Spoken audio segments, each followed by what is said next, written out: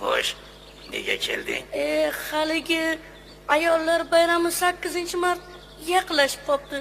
Shuni aytgani keluvdim. Xo'sh, indan keyinchi 8-mart bo'lsa nima bo'pti?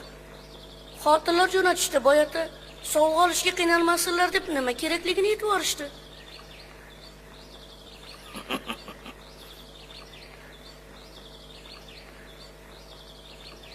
Kim sovg'alar ekan?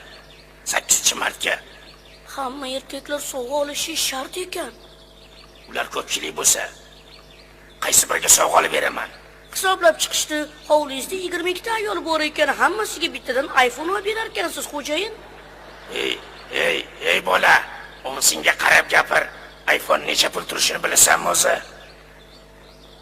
Axir hammasiga so'tga olib berganman-ku. So'tga modadan qopti. Nimaga modadan qolar ekan?